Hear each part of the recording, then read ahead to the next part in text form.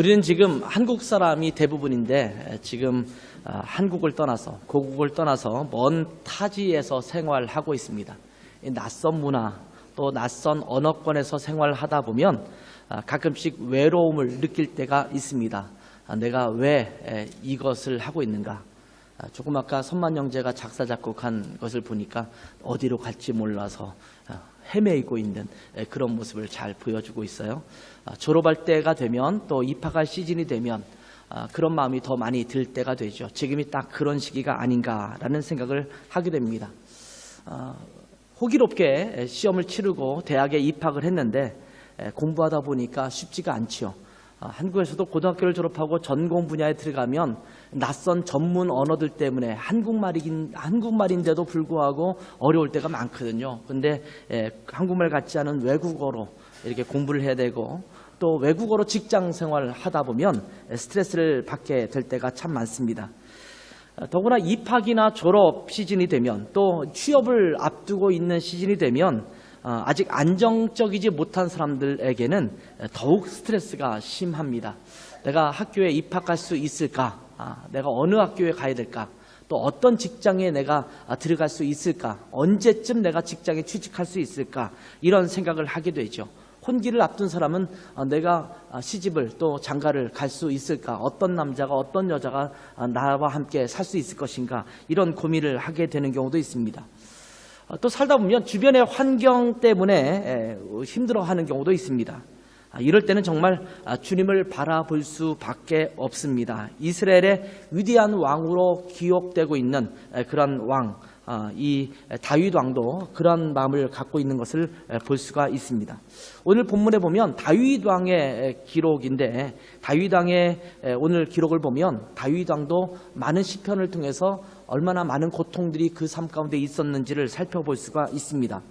오늘 함께 읽은 시편 2편 말씀은 시편에 7번 등장하는 메시아 예언서 중에 하나입니다. 시편에 그 150편까지 있는데 그 중에 7편이 메시아 예언서라고 불립니다. 특별히 예수 그리스도가 이 땅에 오실 것을 예언하고 있는 예언이 아주 구체적으로 드러나고 있는 그런 예언서를 메시아 예언시 이렇게 표현하고 있는데 그 중에 첫 번째 시편의 메시아 예언시 중에 첫 번째 시입니다.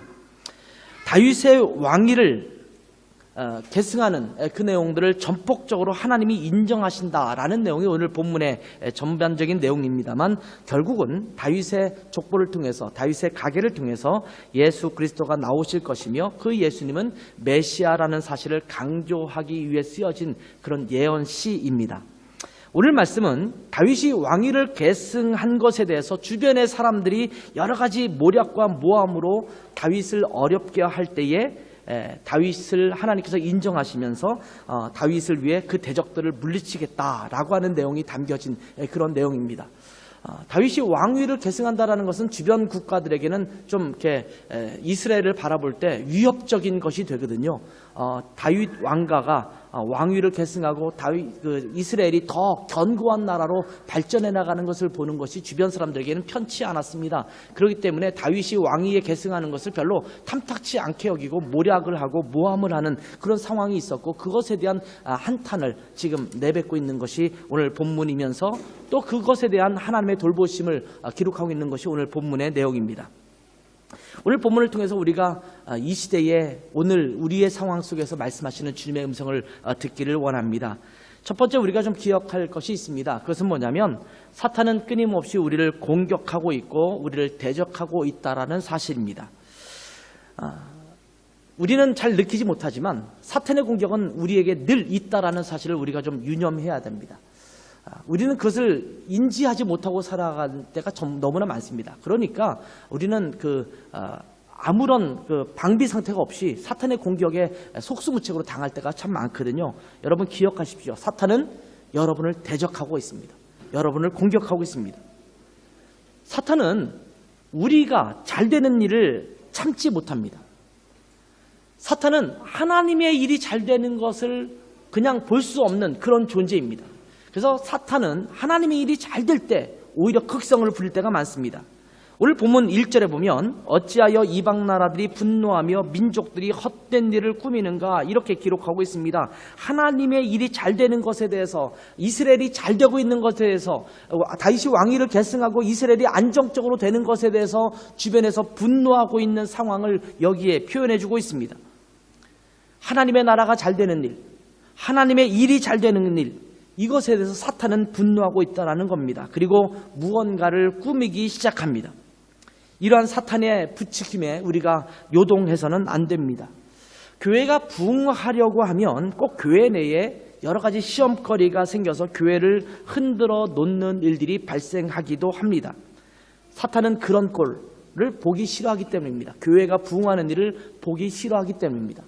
한국 교회가 엄청난 부흥을 경험하기 시작했을 때 사탄은 교회를 흔들어 놓기 시작했습니다. 아마 지금 그런 과정에 놓여져 있지 않은가라는 생각을 하게 됩니다. 사탄은 교회가 부흥하는 것을 그냥 보고 있는 그런 존재가 아니기 때문입니다. 그렇기 때문에 그러한 시험거리가 찾아오면 그것으로 인해서 넘어지거나 흔들리지 않도록 우리는 더욱 조심해야 합니다. 우리가 믿음으로 잘 살아가고 있을 때 사탄은 그냥 우리를 내버려 두지 않습니다. 믿음으로 살아가려고 노력하고 있을 때 사탄은 우리에게 여러 가지 시험을 주면서 신앙생활을 등한히 하게 만듭니다. 시험에 들게 합니다. 낙담에 빠지게 합니다. 그래서 믿음으로 살아가는 것이 아니라 오히려 하나님을 등지게 하거나 하나님을 향한 마음이 소홀하게 만드는 것입니다. 그런 마음이 들 때, 그러한 시험이 찾아올 때 여러분은 조심해야 합니다. 그런 시험이 찾아오면, 어려움이 찾아오면 사탄이 여러분을 흔들려고 한다는 사실을 기억하고 맞서야 합니다. 거기에 넘어가서는 안 되는 것입니다. 사탄은 하나님의 일이 잘 되는 것을 결코 그대로 내버려 두지 않기 때문입니다. 뿐만 아니라 사탄은 하나님과 하나님을 신실하게 따르는 자들을 대적합니다. 오늘 2절에 있는 말씀을 보면 세상의 군왕들이 나서며 관원들이 서로 꾀하여 여호와와 그의 기름 부음 받은 자를 대적하며 라고 기록하고 있습니다. 세상의 군왕들과 관원들이 서로 함께 여호와와 다윗 왕을 대적하고 있음을 기록하고 있는 내용입니다. 아마도 여기서 말하는 주변의 대적은 에돔 족속, 암몬 족속, 모압 족속과 같은 주변의 열국의 왕들과 그 수하에 있는 고관들을 가리키는 것일 것입니다. 이들은 하나님을 대적하고 하나님이 세우신 자를 대적합니다. 2절에 보면 그의 기름 부으신 자, 하나님께서 세우신 자를 대적하고 있다 이렇게 말하고 있습니다. 사탄은 대충 신앙생활 하는 사람을 건드리지 않습니다. 그냥 내버려 둬도 별 영향력이 없기 때문입니다. 가만히 두어도 별 문제가 없기 때문입니다. 그러니 썬데이 크리스천처럼 주일 예배 한번 살짝 나오고 나머지는 세상적 가치를 가지고 그냥 자기의 멋대로 자기 편한 대로 사는 사람들은 사탄은 별로 건드리지 않습니다. 위협적인 존재도 아니기 때문에 저들은 저대로 그냥 살아가는 것이 그냥 자기에게 도움이 되기 때문에 그냥 내버려 두는 것입니다. 그런데 신앙생활을 잘 하려고 마음에 작정을 하고 신실하게 살려고 하면 사탄은 비상경계령을 발령합니다. 야, 큰일 났다. 아무개가 지금 신앙생활을 잘 하려고 하는데 저 사람 조심해야 돼. 저 잘하지 못하도록 빨리 막아야지. 라고 하면서 그 사람을 건드리기 시작합니다. 그리고 이를 대적하는 여러 가지 상황들을 직면하게 만들어 갑니다. 그렇기 때문에 우리들도 이러한 사탄에 맞설 수 있도록 단단히 준비를 해야 합니다. 영적으로 잘 무장을 해야 합니다. 그렇지 않으면 당하기 십상이기 때문입니다. 말씀에 더 집중해야 하고 기도에 더 집중해야 합니다. 말씀과 기도 생활에 소홀히 하면 여지없이 넘어질 수밖에 없음을 우리는 잘 알아야 합니다. 사탄은 신실하게 신앙생활하는 자를 건드리기 때문입니다. 혹시 이 말씀을 들으면서 아, 그렇구나. 나는 지금부터 신실하게 살지 말아야겠구나. 사탄이 안 건드리겠지. 혹시 이런 생각하시는 분은 안 계시죠? 하나님 앞에 우리는 신실하게 살아가야 되잖아요. 그것이 하나님을 기쁘시게 하는 일이잖아요. 우리가 복받는 일이잖아요. 근데 사탄은 우리가 복받기를 원하지 않거든요. 우리가 저주 아래에 계속 남아있기를 원하거든요. 근데 우리가 신실하게 살아가려고 하면, 하나님의 복을 받아 누리려고 하면 사탄은 우리를 건드립니다. 그렇다면 우리는 말씀과 기도를 통해서 우리를 잘 무장하지 않으면 사탄은 어느 틈엔가 우리 가까이 와서 우리를 건드리고 우리를 넘어뜨리게 하기 때문에 정말 조심해야 합니다. 여러분, 발에 걸려 넘어졌다고 해서 거기에 누워 계시지 마세요. 넘어진 김에 쉬어가야겠다. 그러면서 편히 쉬지 마십시오. 사탄이 그것을 기뻐하는 것입니다. 빨리 일어나서 기도와 말씀으로 다시 무장해야 합니다. 그리고 사탄은 하나님의 통치를 거부합니다. 하나님이 다스리시는 것을 거부하는 것이 사탄의 속성입니다. 3절 말씀을 보면 우리가 그들의 맨 것을 끊고 그의 결박을 벗어버리자 하는도다 라고 말씀하고 있습니다. 당시에 암몬 족속, 아람 족속 등은 다윗의 예속하에서 벗어나려고 몸부림쳤습니다. 다윗이 워낙 강력한 군주였기 때문에 그 주변국들이 굴복할 수밖에 없는 상황이 있었거든요. 다 그들을 통치했거든요. 그런 상황 속에서 그들로부터 벗어나려고 애쓰는 겁니다. 그들의 맨 것을 끊고 그의 결박을 우리가 벗어버렸으면 좋겠다라고 그들은 끊임없이 몸부림친다라고 하는 겁니다. 사탄은 하나님의 통치를 좋아하지 않습니다. 당연한 말이겠지요. 어떤 사람들은 하나님의 통치를 벗어나려고 몸부림칩니다. 혹시 여러분 중에 그런 분 안 계세요? 하나님이 나를 다스리는 것 나는 온몸으로 거부합니다. 하나님이 나를 다스린다고 하니까 내가 이상하게 수녀처럼 살 것 같고 신부처럼 살 것 같고 목사처럼 살 것 같은 느낌이 들잖아요. 하나님 나 그런 거 싫어요. 하나님 나 다스리지 마세요. 나는 내 맘대로 살고 싶어요 라고 말하면서 자기 맘대로 살려고 합니다.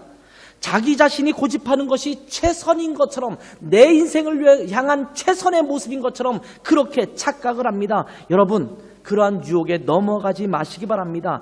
자기의 마음대로 하는 것이 아니라 하나님의 뜻이 무엇인지 하나님의 마음의 어떠한 것인지를 잘 살피는 것이 그 무엇보다도 중요합니다. 하나님의 통치에 여러분을 맡기시는 여러분 되셨으면 좋겠어요. 뻗대지 말고 하나님께 순종하는 것 또 하나님의 통치에 순종하는 것이 승리하는 비결임을 여러분은 기억하셨으면 좋겠습니다. 저는 두 아들을 키웠습니다. 근데 두 아들을 이렇게 제가 품에 안을 때 두 아들의 느낌이 좀 달랐어요. 첫째 아들은 이렇게 안아주려고 그러면 어렸을 때 알려주면 뒤로 이렇게 뻗대요. 자꾸 이렇게 뒤로 넘어가요. 얼마나 힘든지 몰라요. 이렇게 안아주려고 그러면 자꾸 뻗대니까 똑같은 1시간을 안아줘도 얼마나 힘든지 몰라요. 근데 둘째가 어린아기였을 때 안아주면 이 아이는 마치 껌딱지처럼 탁 이게 포가 안겨져 있어요. 그러니까 정말 편하더라고요. 뻗대고 있으면 정말 힘들어요. 하나님이 우리를 다스리려고 할 때, 우리를 통치하려고 할 때 우리를 하나님 앞에 맡겨야 되거든요. 그 통치에 온전히 내 자신을 맡겨야 되거든요. 오해하지 마세요. 하람이가 뻗대서 내 말을 안 듣는다는 게 아니에요. 잘 들어요. 어렸을 때 그냥 그렇게 그랬다라는 거예요. 하나님의 통치에 우리를 내 맡기고 하나님이 나를 다스리도록 온전히 나를 하나님 앞에 내어 맡길 때 우리 안에서 하나님의 승리를 맛보게 되는 것입니다. 이렇게 사탄은 우리를 거부하고 하나님의 통치를 거부하고 우리를 유혹하지만 우리가 기억할 것이 있습니다. 그럼에도 불구하고 하나님의 역사는 그 사탄의 괴계를 부서뜨린다는 것입니다. 사탄은 강력하게 우리를 대적하지만 강력한 힘으로 우리를 두렵게 하려고 하지만 그럼에도 불구하고 하나님은 그 사탄의 역사를 어떻게 여기시냐면 우습게 여기십니다. 오늘 4절에 있는 말씀을 보면 이렇게 기록되고 있습니다. 하늘에 계신 이가 웃으시며 주께서 그들을 비웃으시리로다. 하나님을 대적할 때 하나님이 이것을 보면서 어떻게 여기시냐면 우습게 여기신다라고 말씀하고 있습니다. 여기서 웃는다라는 표현은 기분 좋아서 웃는 그런 웃음이 아닙니다. 가소로워서 웃는 것입니다. 허허 참 저것들 봐라 라고 하는 표정의 웃음을 말하는 것입니다. 하나님을 사탄이 대적해 올 때 하나님은 이것을 보고 가소로워서 웃는다라는 겁니다. 하나님과 사탄은 게임이 되지 않습니다. 그러니 여러분 여러 가지 시험을 만나거든 그 시험에 너무 얽매이지 마시기 바랍니다. 시험이 여러분 가운데 찾아오면 여러분은 그것을 우습게 여기시기 바랍니다. 야, 시험이 또 찾아왔네. 참 기가 막히네. 이런 표정으로 시험을 대하시기 바랍니다. 물론 여러분 사탄을 우리가 그냥 우습게만 여겨서는 안 됩니다. 하나님이 사탄을 우습게 여기는 것이지 우리 자신이 사탄을 우습게 여겨서는 안 돼요. 사탄의 무서움을 우리는 잘 알아야 합니다.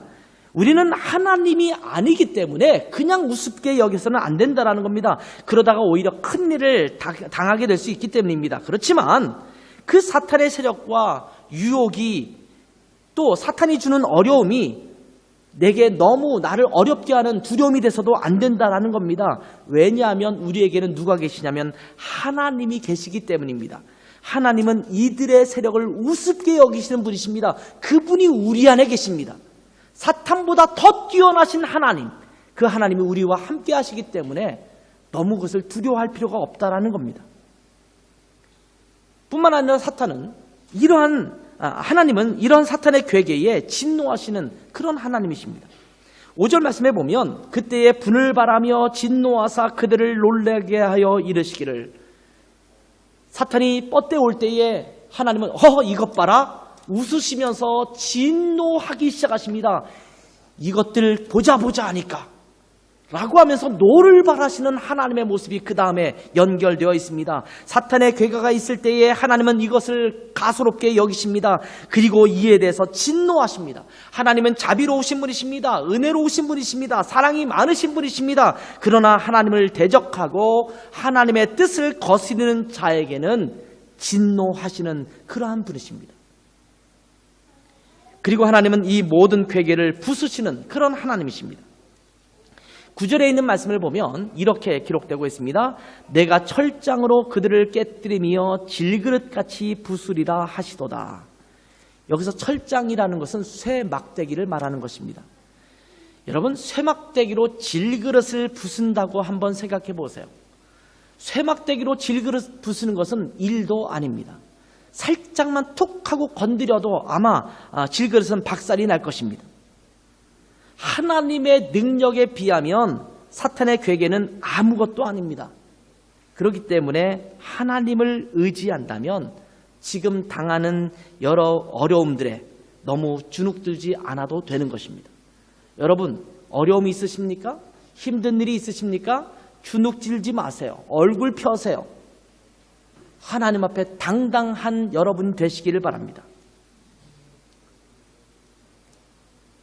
오늘 이 전체적인 사탄과 하나님의 어떤 파워 게임에 대한 여러분에게 설명을 드렸는데, 이것을 말씀드리는 것은 맨 마지막 부분을 말씀드리기 위해서 여러분에게 지금 말씀을 드리는 겁니다. 다윗이 이 시를 쓰면서 하나님은 강력한 분이시기 때문에 사탄이 아무리 도발해와도 그것을 넉넉히 이길 수 있는 분이다 라고 하는 고백을 드리고 있습니다. 그와 더불어서 그 다윗은 그것으로 끝나지 않습니다. 하나님은 우리를 위로하시는 분이다. 우리를 격려하시는 분이다. 우리에게 힘을 공급하시는 분이시다. 이 고백으로 이 시를 마무리 짓고 있습니다. 여러분, 우리는 하나님의 자녀라는 사실을 잊어서는 안 됩니다. 오늘 시편은 우리에게 그것을 상기시켜주고 있습니다. 우리는 바로 하나님의 자녀다. 이러한 대적의 상황과 혼란과 아픔 속에서 우리 주님은 우리가 하나님의 자녀인 것을 다시 한번 기억하게 하십니다. 7절을 한번 읽어볼까요? 같이 한번 읽겠습니다. 시작.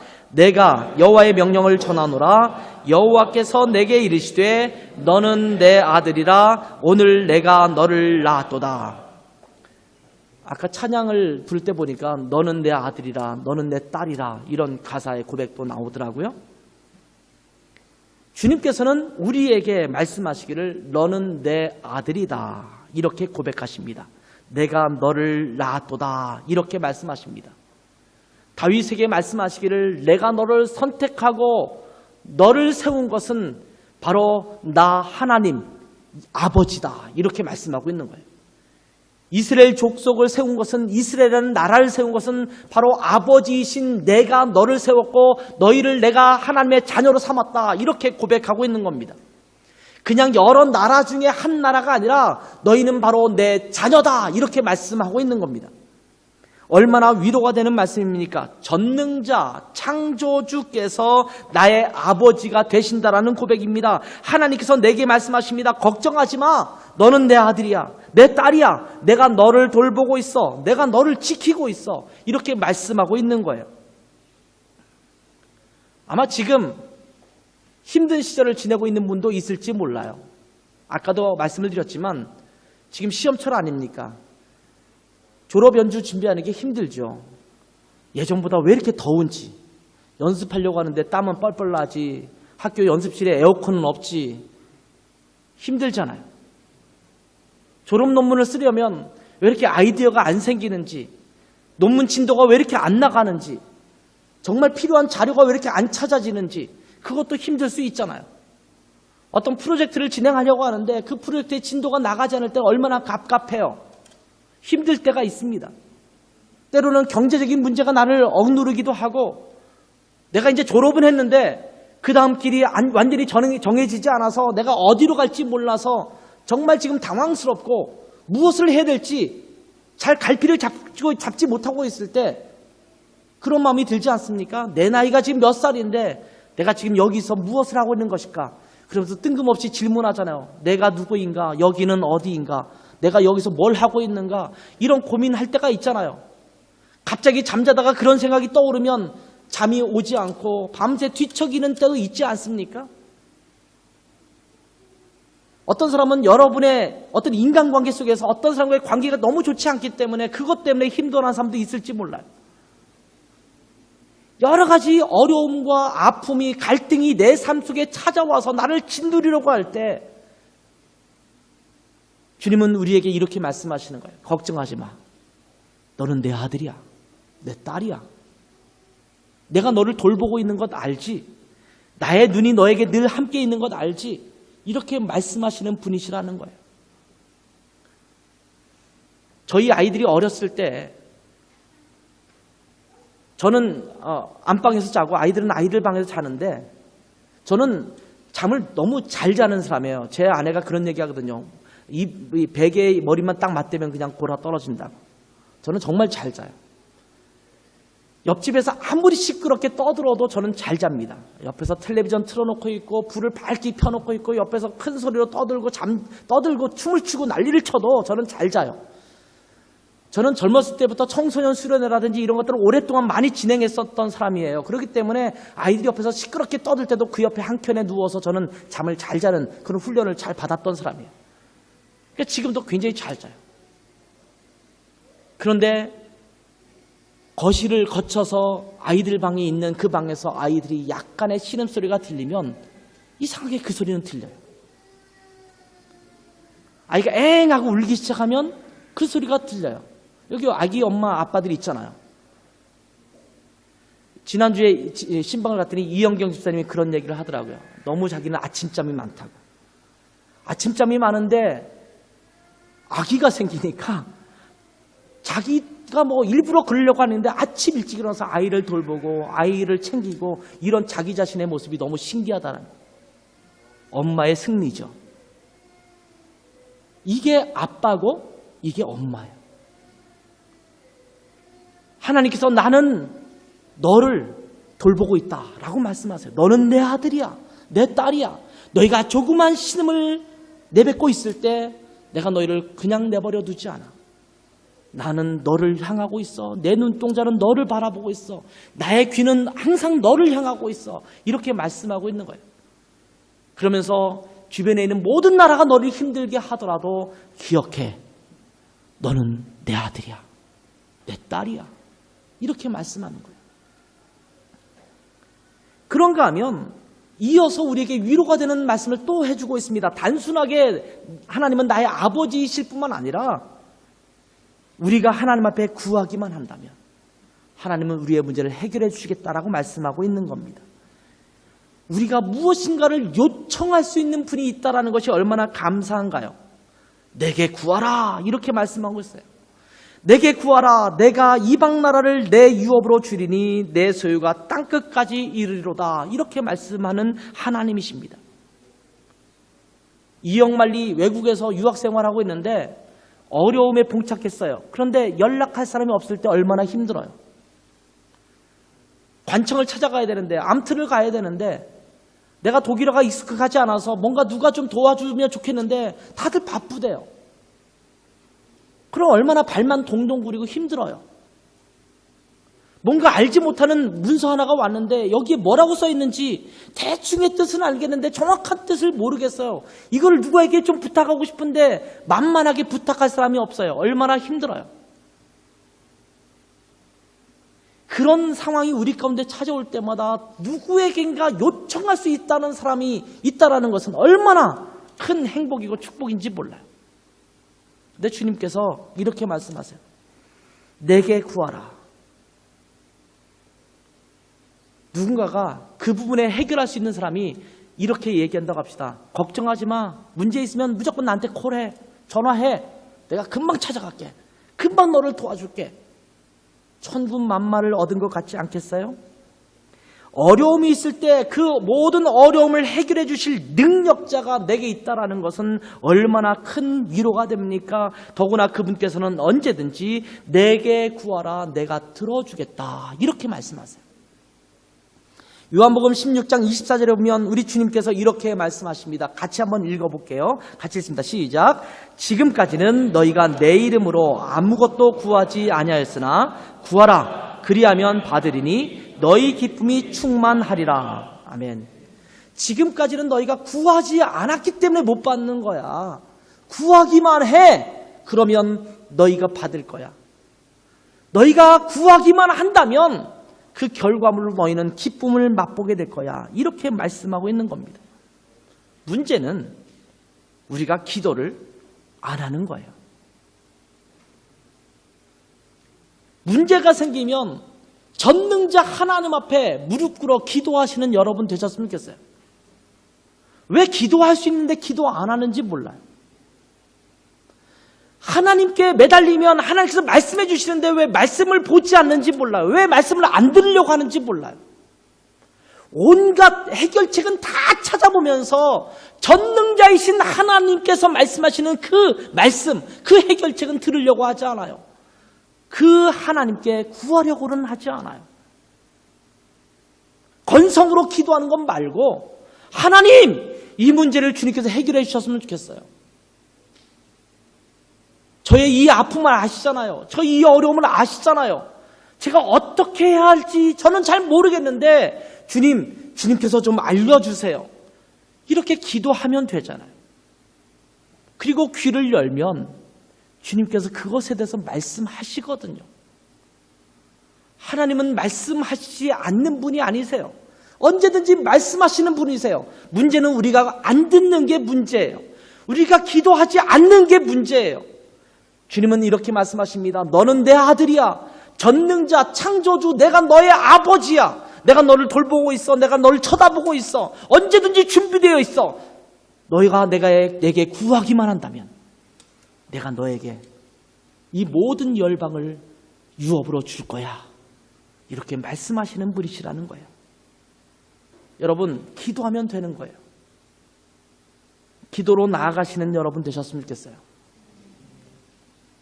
문제가 있으면, 어려움이 있으면 한탄해하지 말고, 속상해하지 말고, 불안해하지 말고, 두려워하지 말고 하나님 앞에 기도하세요. 아무것도 염려하지 말고 오직 모든 내 기도와 간구로 너희 구할 것을 감사함으로 하나님께 아뢰라고 말씀하셨잖아요. 하나님은 이렇게 기도할 때 우리의 모든 문제를 이길 힘과 능력을 주시는 그런 하나님이십니다. 오늘 9절 말씀이 마지막 위로의 말씀인데 다시 한번 읽어보도록 할게요. 시작. 내가 철장으로 그들을 깨뜨리며 질그릇같이 부수리라 하시도다. 여러분, 여러분의 문제는 질그릇에 불과합니다. 여러분에게는 철장이 있습니다. 그것을 가지고 휘두르기만 하면 돼요.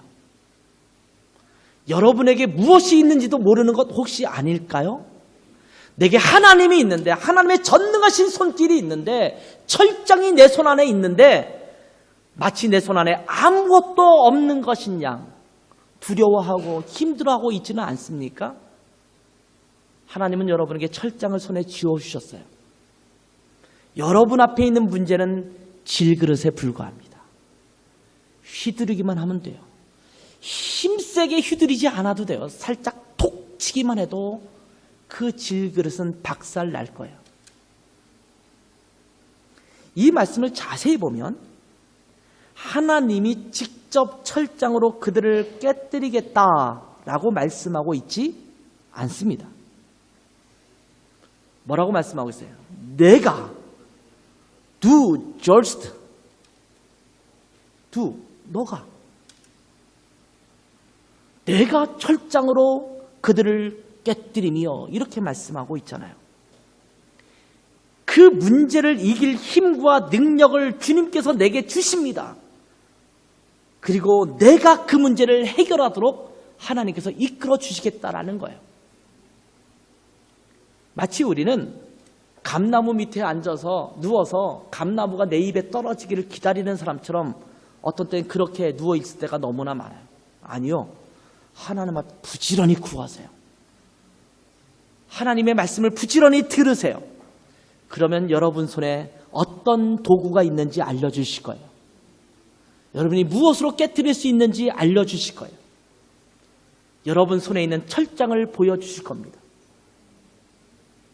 그것을 들고 깨뜨리면 되는 거예요. 고린도전서 10장 13절을 읽어보면 이런 말씀이 있습니다. 같이 한번 읽어보도록 할게요. 시작.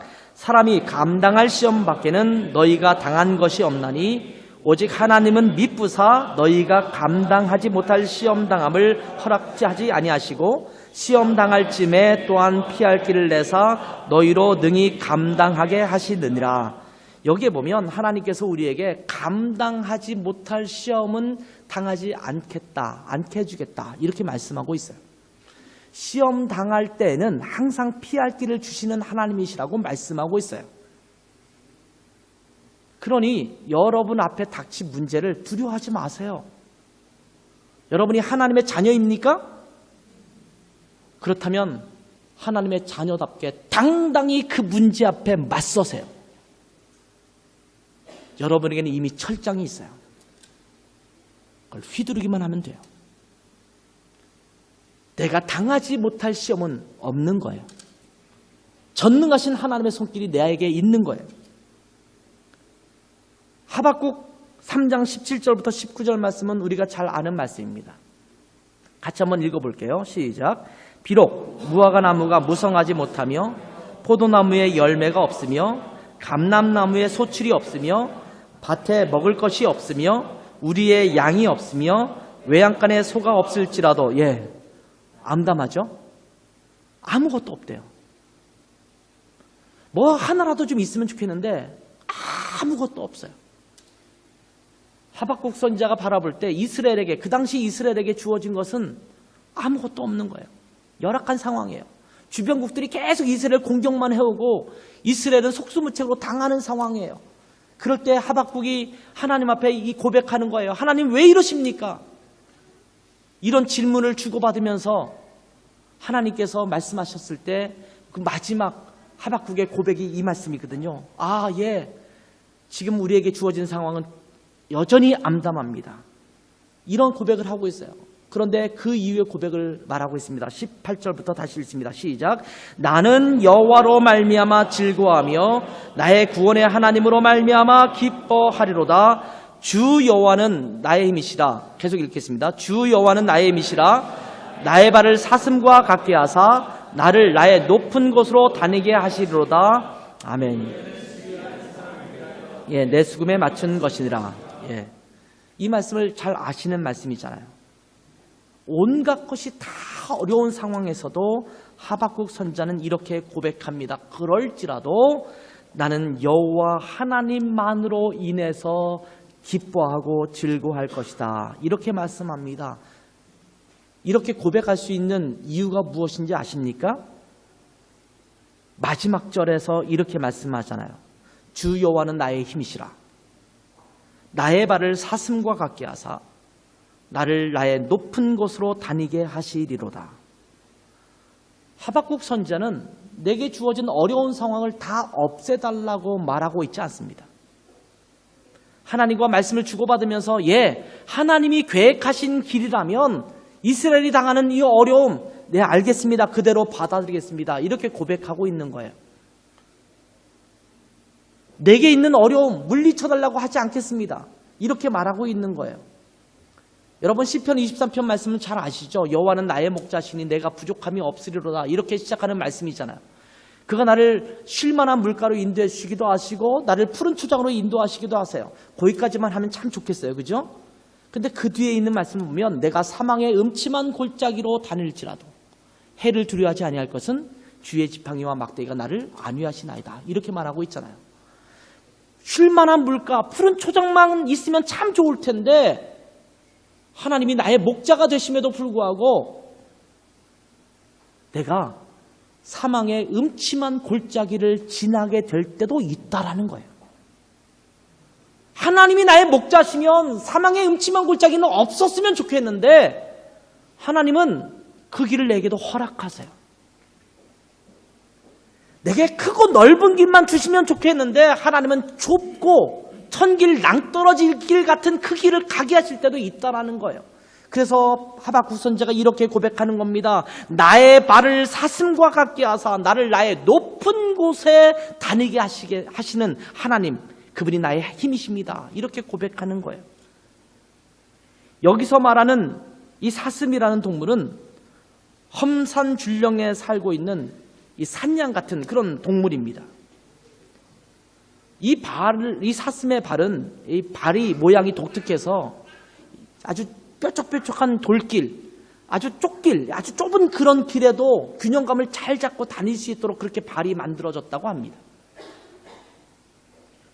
하박국 선지자는 이렇게 고백하는 거예요. 내게 넓은 길을 안 주셔도 괜찮아요. 내가 험산줄령을 갈 수도 있어요. 사망의 음침한 골짜기를 갈 수도 있어요. 그런데 하나님, 내가 그 길을 잘 갈 수 있는 내 발을 주십시오.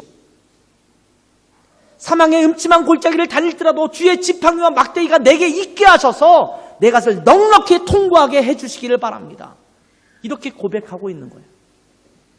여러분에게 당하고 있는 고통과 아픔과 어려움을 없애달라고만 고백하지 마세요. 뭐 이왕이면 없애면 더 좋지 않겠습니까? 그렇다고 그렇게 기도하지 말라는 게 아니에요. 하나님 없애주면 더 좋지요. 그러나 만약 그렇게 하지 아니하실지라도 이 어렵고 힘든 길을 갈 때에 나의 발을 사슴과 같게 하셔서 이 길을 잘 걷게 해주십시오. 주의 지팡이와 막대기가 나를 안위하셔서 내가 이 길을 잘 통과하게 해주십시오. 내가 승리하게 해주십시오. 이것을 넉넉히 극복할 수 있는 능력을 주십시오. 이런 고백을 하라는 겁니다. 그러면 하나님께서 우리와 함께 하셔서 내가 철장으로 그것을 부술 수 있는 능력과 힘을 주시겠다라고 말씀하고 있는 거예요. 여러분, 어려움이 있다면 낙심하여 있지만 마시기 바랍니다. 시편 기자는 죽고 싶을 정도로 낙심될 때에 이렇게 고백합니다. 시편 42편 5절입니다. 같이 한번 또 읽어볼까요? 시편 42편 5절 시작. 내 영혼아 내가 어찌하여 낙심하며 어찌하여 내 속에서 불안해하는가. 너는 하나님께 소망을 두라. 그가 나타나 도우심으로 말미암아 내가 여전히 찬송하리로다. 아멘. 어찌하여 낙심하고 있는가? 어찌하여 불안해하고 있는가? 지금 상황에서 왜 엎드러져? 주저앉아? 일어날 힘을 갖지 못하고 그렇게 너부러져 있는가라고 자문하고 있어요. 하나님께 소망을 두면 하나님께서 나타나셔서 우리로 하여금 여전히 찬송하게 하시는 축복을 맛보게 하실 것이다 라고 말씀하고 있습니다. 하나님께 소망이 있습니다. 하나님은 우리의 위로자와 격려자가 되어주십니다. 우리의 힘과 능력의 공급자가 되어주십니다. 시험에 떨어져도 괜찮아요. 당장 취업이 안 돼도 괜찮아요. 여러분이 바라는 대로 뭔가 일이 잘 풀리지 않아도 괜찮아요. 그런 일이 잘 안 될 때 우리는 조급할 수가 있어요. 그런 상황이 놓였을 때 우리는 불안해할 수 있어요. 두려워할 수 있어요. 그런데 여러분 기억하세요. 하나님은 여러분에게 가장 좋은 길로 인도하시고 있는 여러분의 아버지가 되세요. 너는 내 아들이야. 나만 의지한다면 내가 너의 길을 인도하고 있는 것을 넌 알지? 불안해하지 말고 나에게 소망을 두고 나와 함께 그냥 걷기만 하면 돼. 이렇게 말씀하세요. 이러한 하나님께서 우리에게 말씀하십니다. 힘들고 지쳤을 때 기억해라. 너는 내 아들이라. 내가 너를 낳았다. 내가 너를 도와줄 것이다. 내게 능력을 줄 것이다. 걱정하지 말아라. 이 위로가 여러분에게 충만하기를 축복합니다. 어렵고 힘든 일이 있습니까? 너는 내 아들이라 라고 말씀하시는 그 주님의 은혜가 여러분의 그 어려움 가운데 큰 위로와 축복이 되기를 바랍니다. 우리 함께 찬양으로 좀 고백했으면 좋겠어요. 하나님의 말씀을 좀 들었으면 좋겠어요. 힘들고 지쳐 낭망하고 넘어져 일어난 일이 전혀 없을 때 조용히 다가와서 내 손을 잡아주시면서 말씀하십니다. 너는 내 아들이다. 내가 너를 낳았다. 이렇게 말씀하신 주님의 은혜가 여러분 가운데 임하기를 바랍니다. 함께 찬양합니다.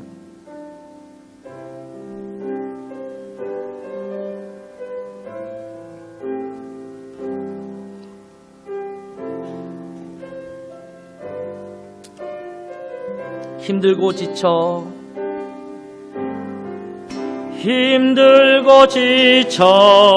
낭망하고 넘어져 일어날 일 전혀 없을 때에 조용히 다가와 손잡아 주시며 나에게 말씀하시네.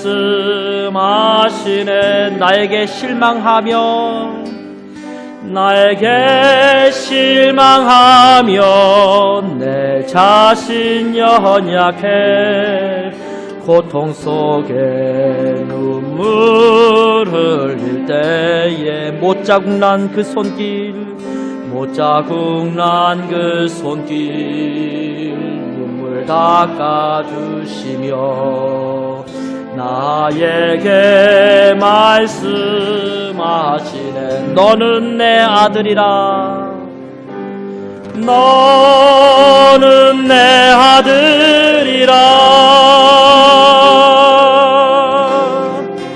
오늘날 내가 너를 낳았도다. 너는 내 아들이라. 나의 사랑하는 내 아들이라. 다시 한번 찬양할까요? 힘들고 지쳐 낭망하고 넘어져 일어날 일 전혀 없을 때 조용히 다가와 손잡아 주시며 나에게 말씀하시네. 나에게 실망하며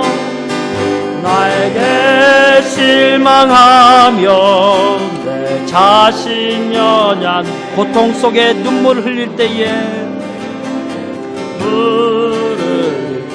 못자국 난 그 손길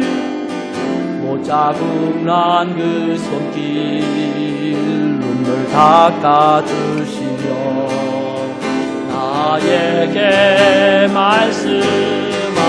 너는 내 아들이라. 너는 내 아들이라. 오늘날 너를 낳았도다. 오늘날 내가 너를 낳았도다.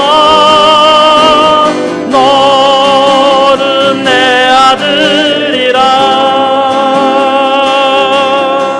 나의 사랑하는 내 아들이라. 언제나 변함없이 너는 내 아들이라. 너는 내 아들이라. 나의 십자가 고통 해산의 그 고통으로 해산의 그 고통으로 내가 너를 낳았으니 너는 내 아들이라. 너는 내 아들이라. 오늘날 내가 너를 낳았도다. 오늘날 내가 너를 낳았도다. 너는 내 아들이라. 나의 사랑하는 내 아들이라. 나의 사랑하는 내, 다시 한번 고백합니다. 너는 내 아들이라. 너는 내 아들이라. 오늘날 내가 너를 낳았도다. 오늘날 내가 너를 낳았도다. 너는 내 아들이라. 너는 내 아들이라. 나의 사랑하는 내 아들이라. 나의 사랑하는 내 아들이라. 나의 사랑하는 내 아들이라. 나의 사랑하는 내 아들이라. 기도하겠습니다. 함께 기도합시다. 여러분을 가장 힘들게 하는 부분들이 요즘 여러분에게 무엇입니까? 졸업과 입학을 앞두고 있는, 또 취업을 앞두고 있는 사람들에게는 그것이 여러분을 힘들게 하는 요소가 될지도 몰라요. 불안한 미래, 내 미래는 어떻게 될 것인가, 내가 내 인생을 잘 살 수 있을 것인가, 안정감 있게 갈 수 있을 것인가, 이런 것이 여러분에게 고민이 되겠죠. 어떨 때는 경제적인 어려움이 여러분을 압박할 때도 있고, 어떤 풀리지 않는 문제들, 인간관계의 갈등들, 이런 것들이 여러분에게 심각한 고민이 될 때도 있을 거예요. 하나님과의 관계가 요즘 좋지 않아서 그것 때문에 침체되어 있는 분도 있을지도 몰라요. 그 문제들 앞에 여러분, 하나님을 바라보시는 여러분 되셨으면 좋겠어요. 너는 내 아들이야, 내 딸이야, 내 딸아, 내 아들아, 내가 너와 함께 할 거야. 너에게 철장을 주어서 너가 구하기만 하면 그 모든 대적들을 질그릇처럼 부수게 할 거야. 걱정하지 마. 너의 인생을 내가 함께하고 있어. 내가 너와 함께 걷고 있어 라고 말씀하신 주님 앞에 여러분의 문제를 아뢰지 않겠어요? 여러분 고민으로만 그것을 갖고 있지 말고, 내 영혼아 어찌하여 불안해하는지가, 내 영혼아 어찌하여 두려워하는가, 참된 소망이신 하나님을 바라보라고 하시는 그 음성을 귀 기울이면서, 하나님, 이 문제를, 이 어려움을, 이 불안함을 하나님 앞에 내어 맡깁니다. 하나님, 이 문제를 해결해 주세요. 주님만이 모든 문제 해결자인 것을 제가 고백합니다. 이 고백으로 나아갔으면 좋겠어요. 여러분의 문제를 주님 앞에 내려놓는 시간을 좀 갖도록 했으면 좋겠습니다. 잠깐 기도하는 시간 갖도록 할게요. 여러분의 아픔, 여러분의 고통, 여러분의 불안함, 여러분의 두려움, 여러분의 문제 주님 앞에 내려놓으세요. 십자가 앞에 내려놓으세요. 여러분을 붙드시는 주님의 손을 여러분이 함께 잡아주세요. 그리고 그분께 아뢰세요. 하나님, 이것이 내 아픔이고, 이것이 내 두려움이고, 내 고통이고, 내 불안함이에요. 주님, 이 문제를 해결해 주세요. 주님께서 해결자 되신 것을 제가 믿습니다. 위로하시고 격려하신 주님 앞에 나아갑니다. 이런 고백을 좀 드렸으면 좋겠어요. 잠깐 1분 정도 함께 하나님 앞에 기도하겠습니다. 기도로 나아갑니다. 기도하겠습니다. 아버지 하나님, 이 시간 우리가 주님의 존전 앞으로 나아갑니다. 하나님, 우리 가운데 수많은 고통과 아픔들이 엄습할 때가 많습니다.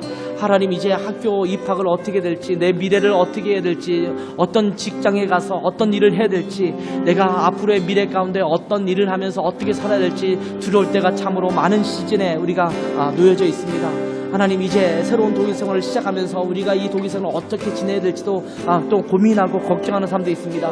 어떤 사람과의 관계가 너무 힘들어서 그것 때문에 갈등하고 있는 사람도 있습니다. 경제적인 힘든 문제 때문에, 하나님, 나를 압박하는 경제적인 재정적인 압박 때문에, 그것 때문에 고통스러워하는 지체들도 있습니다.